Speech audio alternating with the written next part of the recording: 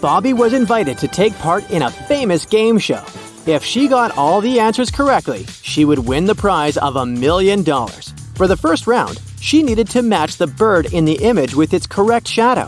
Can you help her out?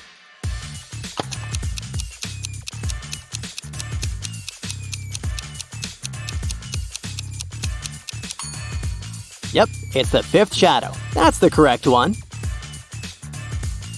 For the second round, she needed to solve this rebus puzzle. Take a look at the image. Can you help Bobby figure out the next two letters?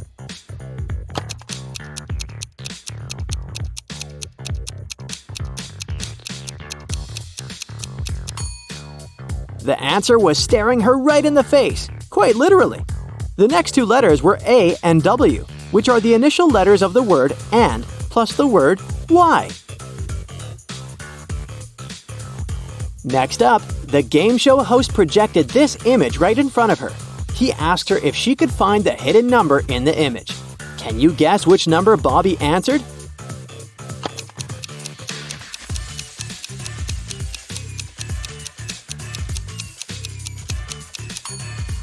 Number 2. It was hidden right there in the middle. Since Bobby was getting everything right, the game show presenter decided to make the riddles more difficult. He asked her how many circles were in this image.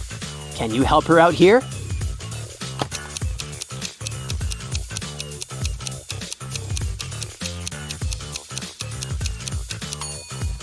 This one was a little trickier, but there are 6 circles.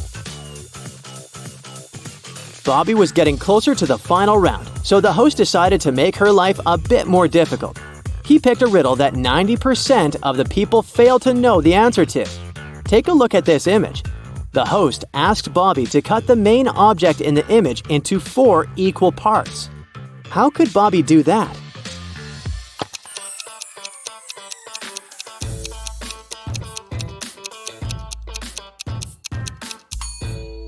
There it is. You just divide the big shape into smaller versions of itself. To win the final prize, the host came up with a riddle on the spot. He asked Bobby, "On my way to Berlin, I saw a man with 7 wives. Each wife had 7 sacks. Each sack had 7 cats.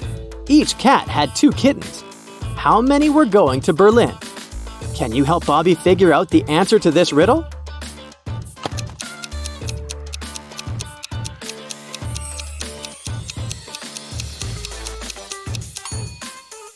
Well, only one person was going to Berlin, the person who saw the whole thing. Way to go, Bobby. You just won $1 million. Dan opened a time portal and set free a group of mutant ants inside his lab. The 4 humans left in the lab needed to escape before the ants caught up.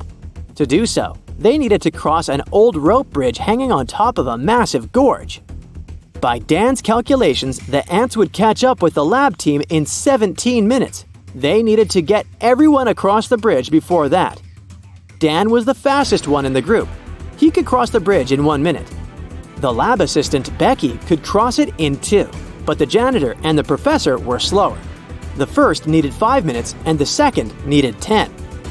How could they arrive at the other side safely, knowing that the bridge could only hold 2 people at a time and each group needed to carry the sole lantern left to illuminate the way?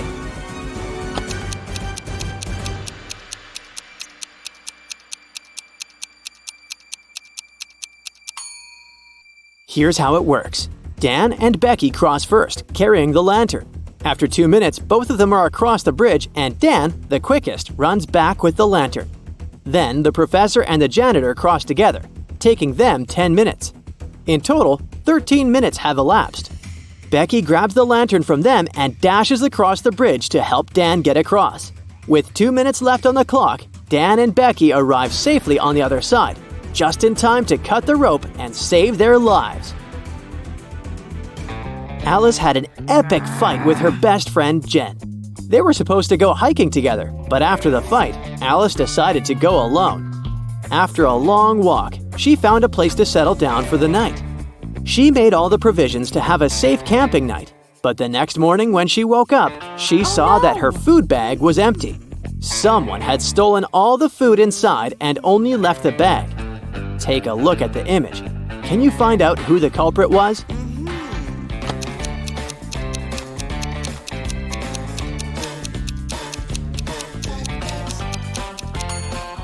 Well, although there were animal footprints on the floor, none of these animals were big or tall enough to reach Alice's bag hanging on the tree. But hey, what's that? It looks like Jen's hairband. She must have followed Alice and decided to prank her by stealing her food. Peter got tired of big city life and moved to a quiet village.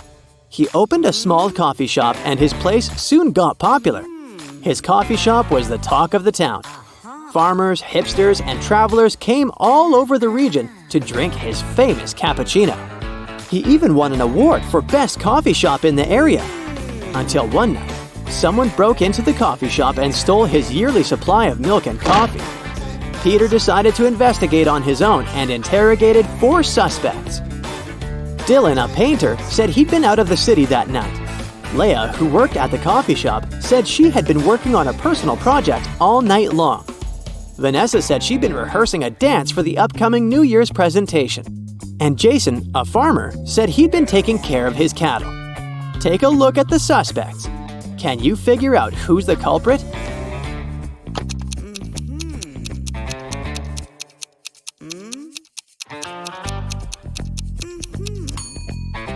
They sure didn't have the best alibis, but the culprit is definitely Vanessa. She said she was rehearsing for a New Year's show.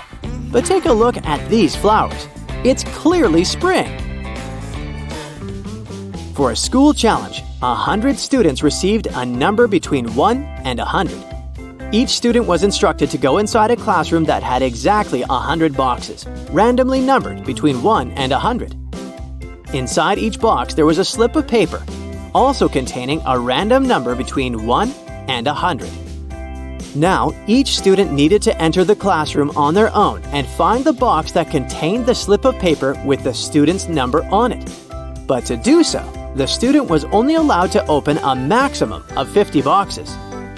They were instructed to leave the room exactly as they found it, and they weren't allowed to communicate with any other students once they'd left the room. If all the students were able to find their numbers in the slips of papers inside the boxes, they would each win $100. But if even one of them wasn't able to find their number, then none of them would win the prize. Can you figure out what's the best strategy for all of the students to find their numbers and win the prize?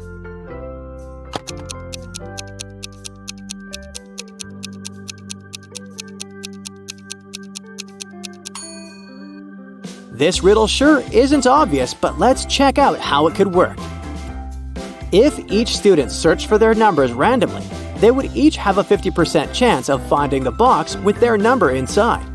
This is so because there were 100 boxes and they were allowed to look inside 50 of them. However, the probability of all of them finding their own number following this random strategy is absurdly small.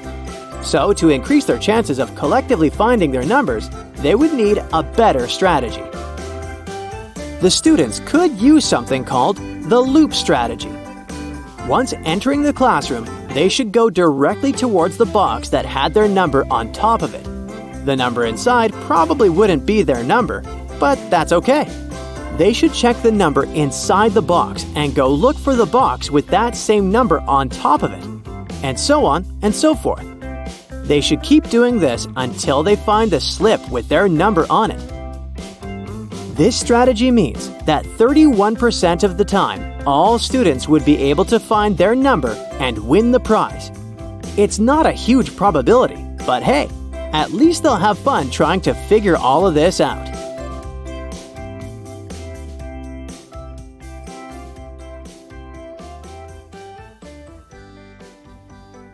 That's it for today. So hey, if you pacified your curiosity, then give the video a like and share it with your friends. Or if you want more, just click on these videos and stay on the bright side.